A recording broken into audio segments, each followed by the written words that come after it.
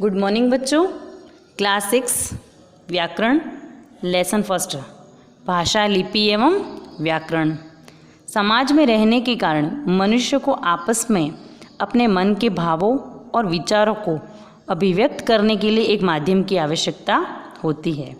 इस माध्यम को ही भाषा कहते हैं। अर्थात अपने हृदयगत भावों की सार्थक मौखिक अभिव्यक्ति के लिए मनुष्य जिस साधन का उपयोग करता है उसे ही सामान्यतः भाषा कहते हैं। अर्थात भाषा का मतलब क्या होता है कि हम अपने विचारों को एक दूसरे से बोलकर प्रकट करते हैं, उसे भाषा कहते हैं। अतः हम भावाभिव्यक्ति के सभी साधनों को सामान्य रूप से भाषा कह देते हैं। इस दृष्टि से इंगित, मुख, मुद्रा, मुख विकार आदि को भी भाषा कहते हैं। जैसे पालने में लेटा हुआ बच्चा रोकर, मुस्कुराकर, आ करके अपने मन के भावों को प्रकट करता है।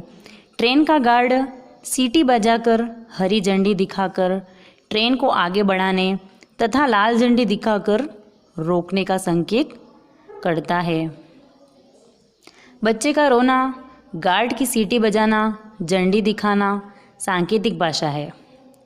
संकेत चिन्ह या सांकेतिक भाषा आदि के द्वारा भले ही भावों की अभिव्यक्ति की जा सकती हो, परंतु उनके लिए भाषा शब्द का प्रयोग औपचारिक रूप से किया जाता है।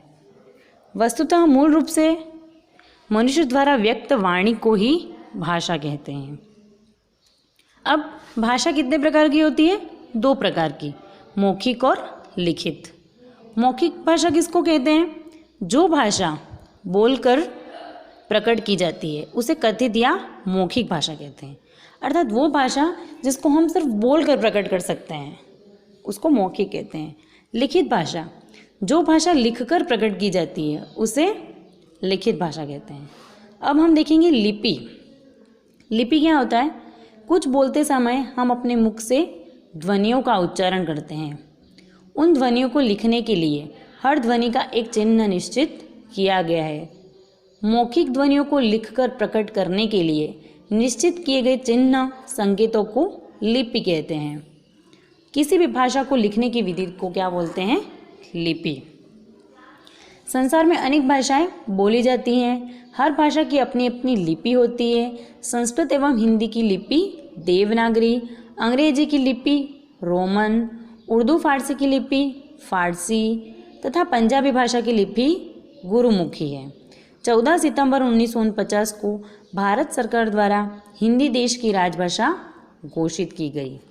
अब हम पढ़ेंगे व्याकरण। व्याकरण क्या होता है? व्याकरण वह शास्त्र है जो भाषा के शुद्ध रूप को बोलने, लिखने एवं पढ़ने का बोध कराता है। अर्थात किसी भी भाषा को सुगठित शुद्ध रूप में लिखने के लिए जो नियम सिद्धांत होते हैं उन्हें उस भाषा का व्याकरण कहा जाता है। अर्थात व्याकरण में क्या होता है कि कोई भी चीज़ है उसको हम क्लियरिटी, उसमें कोई भी त्रुटियां हैं उसको सही करके व्याकरण को शुद्ध रूप में लिख सकते हैं। व्याकरण में भाषा की अशुद्धियों, त्रुटियों आदि की ओर संकेत करके उन्हें शुद्ध रूप में लिखने के नियम बनाए जाते हैं।